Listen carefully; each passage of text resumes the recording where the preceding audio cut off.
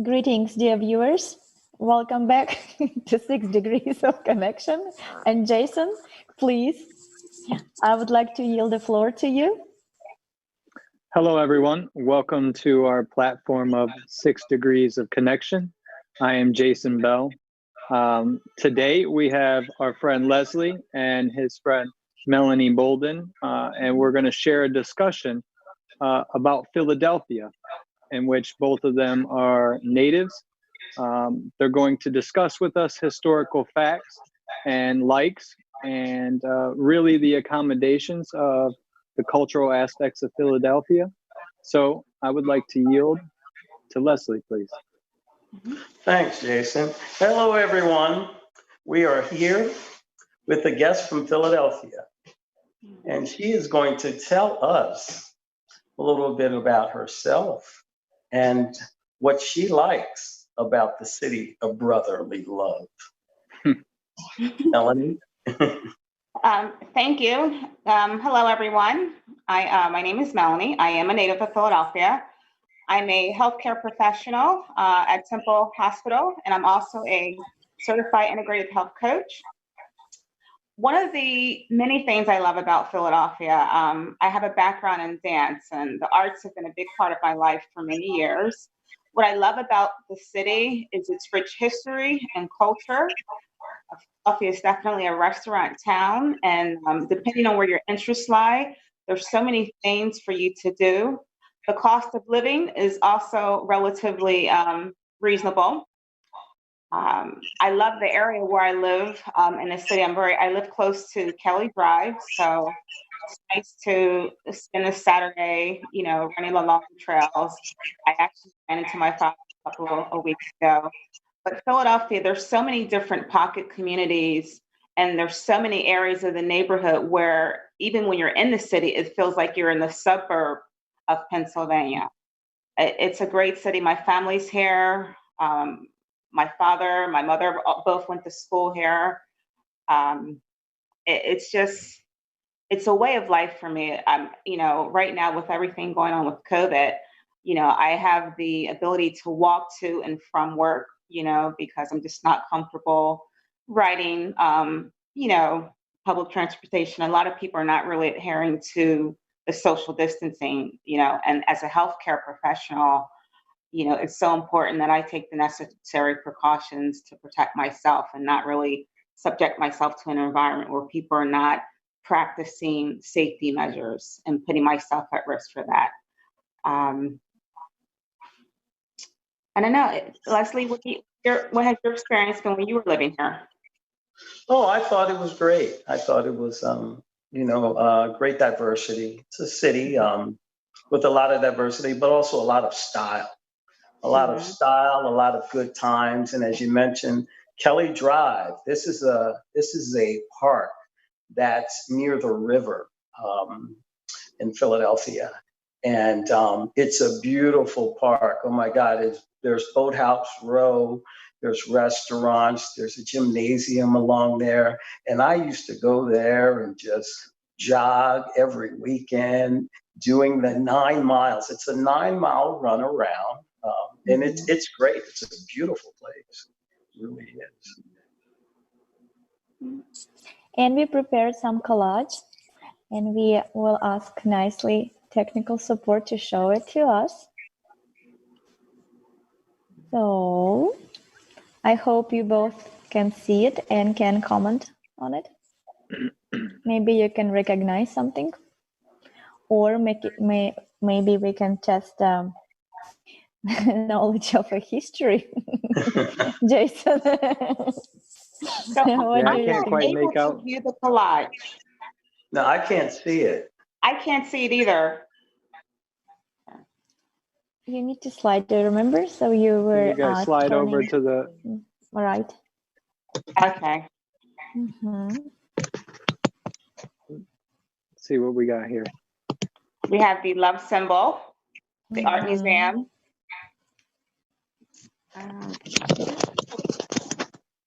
Wow. Uh-oh. Wait. The Liberty Bell. And Yeah. Yeah. I can't make out the far right corner. I still All right, can't. Cora, it's you, I guess, right now. It's there- Leslie. There are two pictures that I can't make out clearly. Can we see And the I next still collage, can't get to it. please? I'm still unable to see it. Yeah. It's okay. No, I'm How seeing typical are these foods? The Are they Philadelphia showing cheesesteak. cheesesteaks? Are they showing cheesesteaks and pretzels? Those are the foods. Yeah.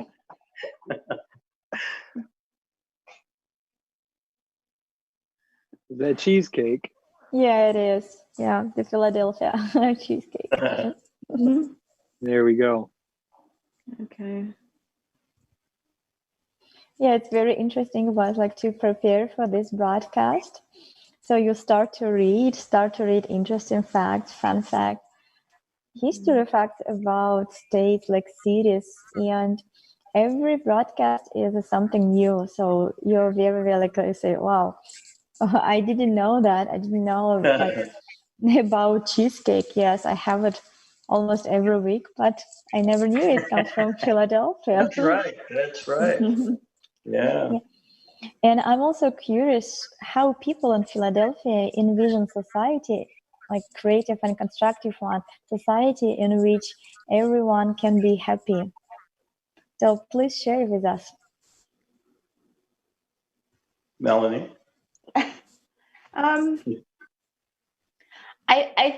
I think for me, I find that when people are sincere and they're practicing random acts of kindness and really embracing each other's differences and learning more about each other's cultures, it just brings about a better understanding, and we're actually more alike than we are different.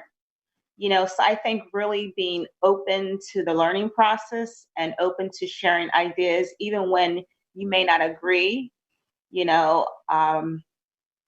I think when a person just has an open mindset to learn, for example, I am bilingual. I speak Spanish fluently. So I took an interest upon myself to learn.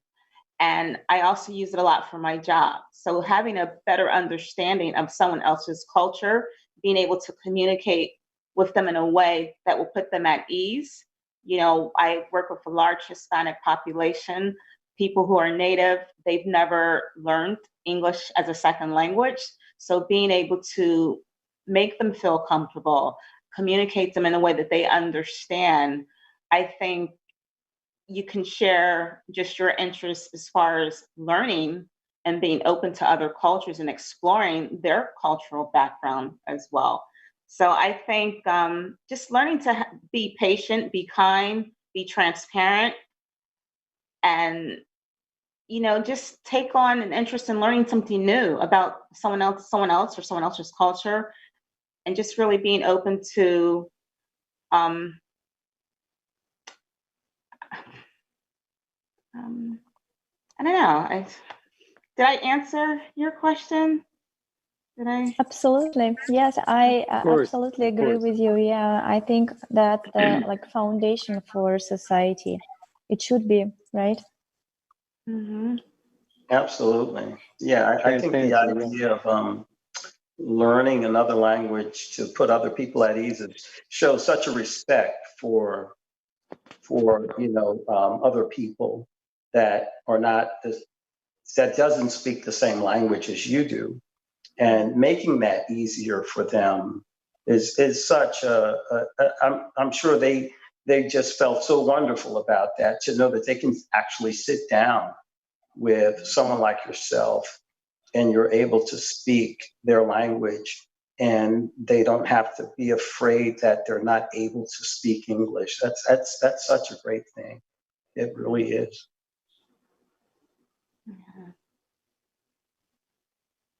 Another criteria that I also can think about is good education system. So for me, it's very important. And like if we continue talking about like knowing different languages, I think we start to learn them in our early childhood, because that's the best time for us human to learn a new language. Then you don't have to put so much effort, everything goes naturally. But for us, in order to have it, we need to like really as a society get together and create a good school system, like starting from a kindergarten, and the same quality, very like good, like educated teachers around the world, not just like focusing like in one area, in one country, no, like around the globe. So like people will have like equal access to a good school education. That's for me, I think it's a very important. And what about like, what do you think, Jason? Because I know you're right now at school, and Well, how I you think see it's education in a creative society. well, how I see education in a creative society. One, to touch upon the foreign language program and learning different languages, it is pivotal in building relationships with other people who may or may not have had the chance to do so.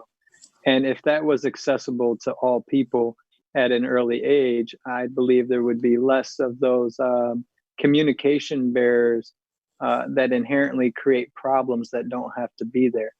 And number two, it transcends the external image of somebody when you can speak their language and it's so rooted to the culture that the person belongs to as well. So it brings about that history that culture has to offer, and ultimately more people would understand each other at a deeper level. As far as education as a whole, we live right now, as our friend had discussed, with what's going on in the outside world right now. We're using technology at a capacity that it's really showing the creative aspects that we can partake in. So with that as an example, I think education should be afforded to all people, because knowledge isn't something that is exclusive to a group of individuals or a wealth of a population or a particular area on the globe. I think it's something that if all people have access to it, it increases the quality of our society as a whole and allows people the creativity and ability to bring forward more to the relationships amongst each other. I hope that answers your question.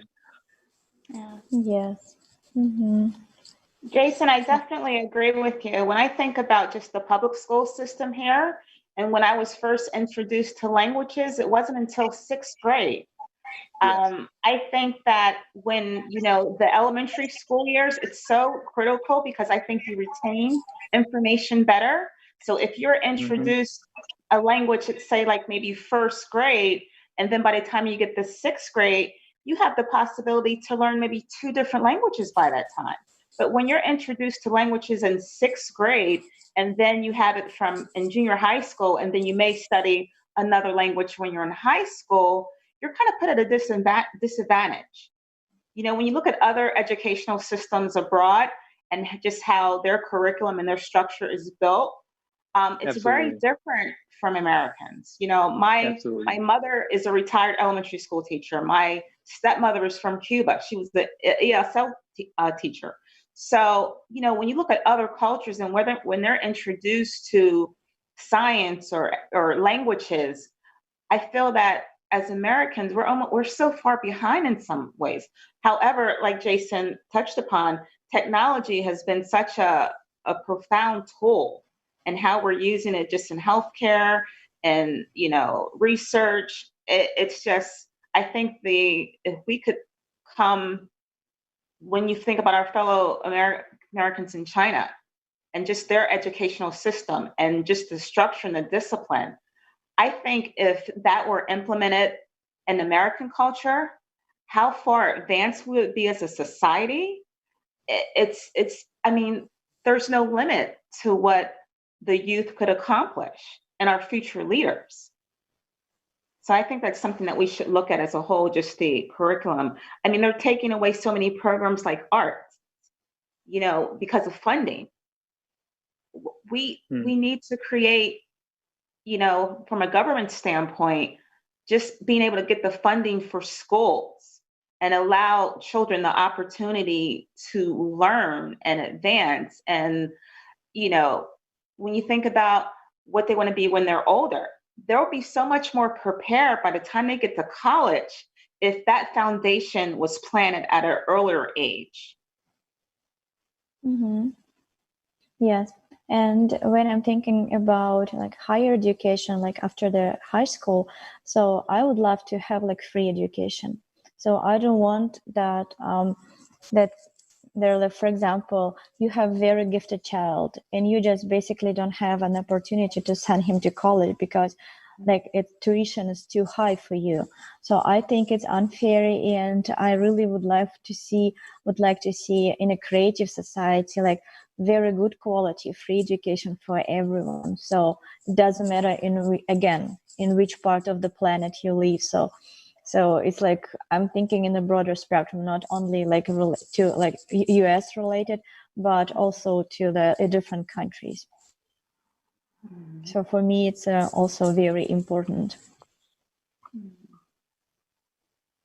What else we can dream of, like how we envision, what else do we need as a society?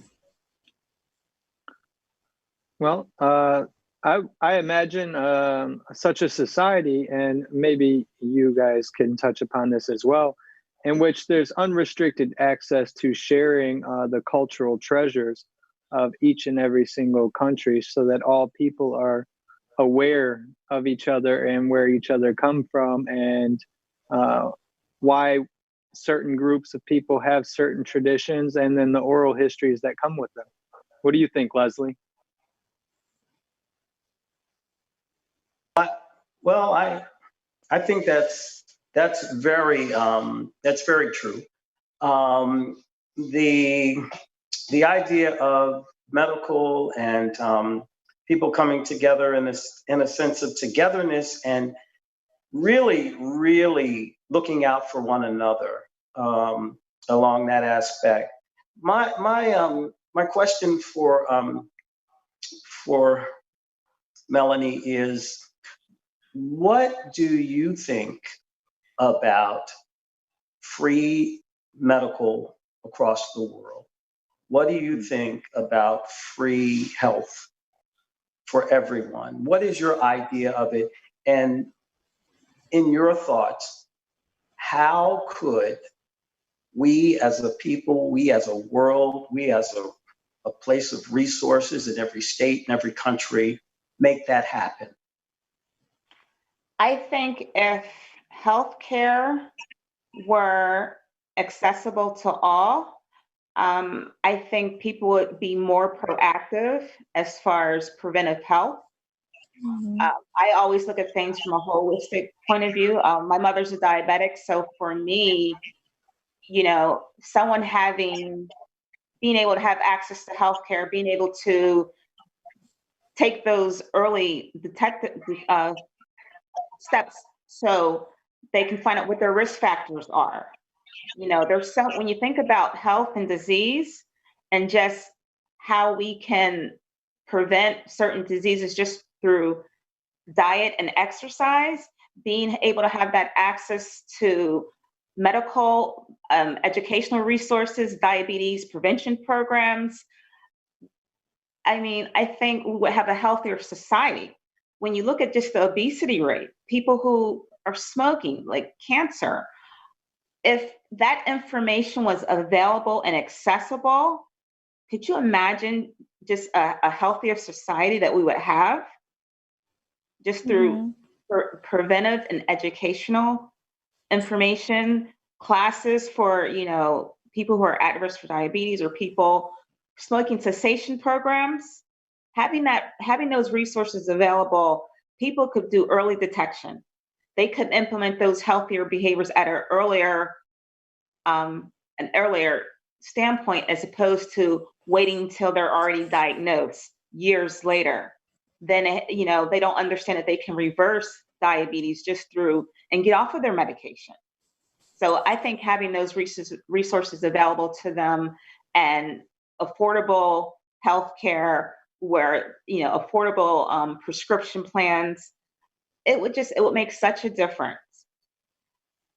I think about just working in healthcare and how many young adults who are like in their early 20s seeking bariatric surgery.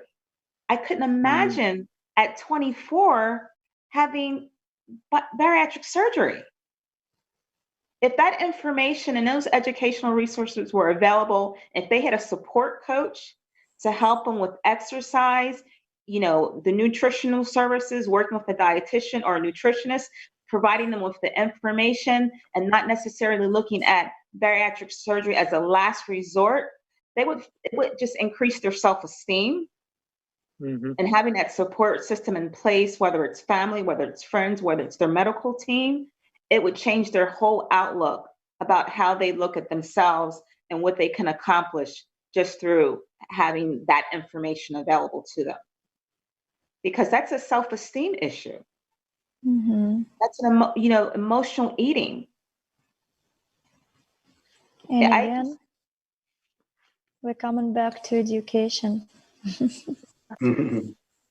But Melanie, I'm 100% agree with you that preventive medicine should go on the first place. So we need to do everything to prevent, like, patient visit a doctor for the health reason. So preventive medicine should be like, we need to invest in a preventive measures and put them first. That's absolutely true. And do you know that in China, the doctor, like many centuries ago, the doctor were paid if their patients stay healthy. Wow. And not, they were not being paid for like when their patient like gets sick and he will go to the doctor. No, exactly opposite. He will get punishment. Yeah, I think, you know, preventive medicine should be taught at a young age. I think if we as a community, we as a society in itself, had made provisions for where fast food could be sold, where, you know, a whole lot of our junk food can be sold, but it's accessible everywhere you go. And I think if we as a community decided, well, you know what, we don't want this here, but collectively, because when we don't, that's when the government kicks in, whether it's a city or a state. If someone desires to put something in your neighborhood, they can do it because you haven't voted it out. You haven't said you didn't want this here. So as a community, we can do a preventive medicine start by just not avoiding, but going to our council people and our government and saying, hey, we do not want this in our community. And this is why. This is where our community is at our health level. We would rather have a gymnasium. We would rather have a park. We do not want these types of foods and stuff like that in the neighborhood. And that right there is a huge start of preventive, because you don't see it, so you don't desire it.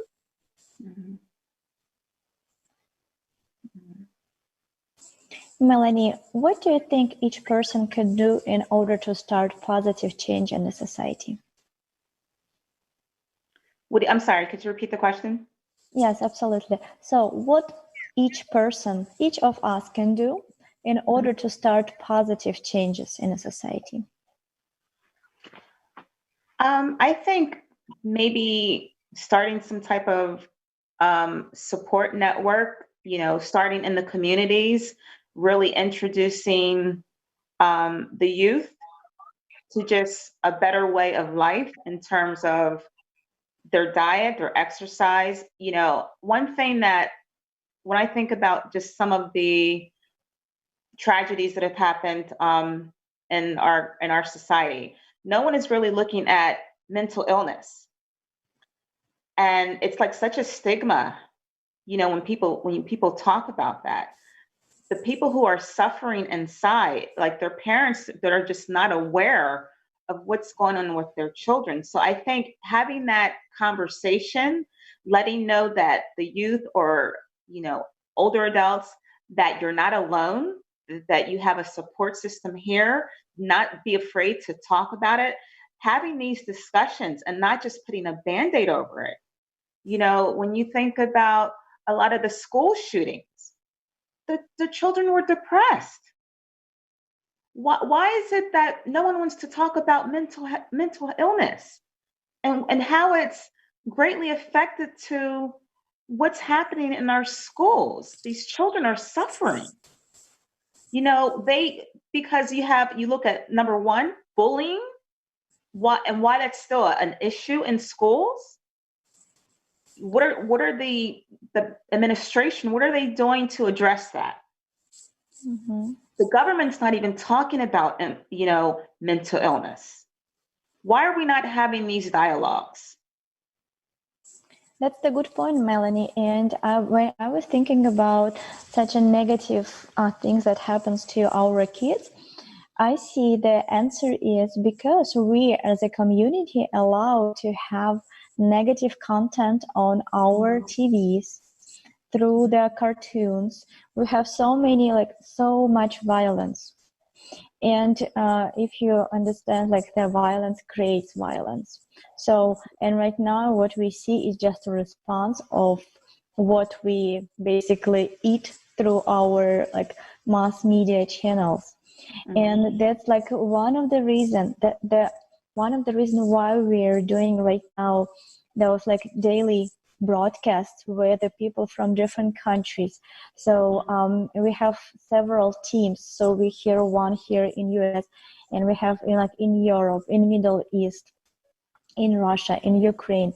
So we are really learning, we would like to learn people's opinion on the topic of how they envision society in which they would feel secure, they will feel happy, the creative and constructive way of living. We would like to learn it in small details. We also invite people to talk about their culture, their tradition, their interesting facts about history, interesting facts about their cities, food, everything. So just in order to bring people closer, to connect, to build those bridges between countries, between continents, so between people, so people will not be afraid of each other, will not be afraid of different cultures and different traditions, and will understand that we are all the same, and doesn't matter what language we have, what accent we have, we still would like to have the same life. We would like to be happy. We would love to have for our kids very nice and peaceful society, and understand each other. So we all would like to have this mutual understanding and friendship. Mm-hmm.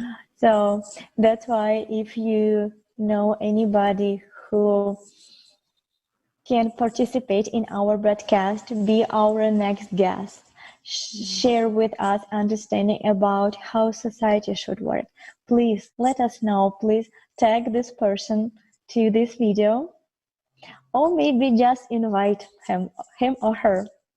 So, and we will be so happy to continue this conversation next time with your friend. Right, Leslie? Right, Jason? Mm-hmm. Absolutely. Thank you. So thank you very much for being with us. So, by the way, if you need to add something, please do. If you would like to say something, wish something for people that are watching us right now, feel free to do it. Mm-hmm. If not, then thank you very much for being with us. Thank you. Thank you very see much. you next time. Thank you. you. It was a pleasure meeting everyone. I really appreciate you allowing me to join. Thank you so much. You're quite welcome. You are quite welcome. We appreciated having you, and we appreciate your views. And we respectfully accept all views of life around Absolutely. the world. I mean, this is just great conversation, and great conversation that's so well needed for this planet. It really is. And it was just a joy to have you and to hear you speak on the medical issues of things, and what you do to help others is just such a wonderful thing. And we admire that, and we hope that others like yourself will come along and be inspired. Thank you. Thank you so much. Thank you. Have a nice evening. Bye-bye. Well, thank you, everyone. Bye. Bye.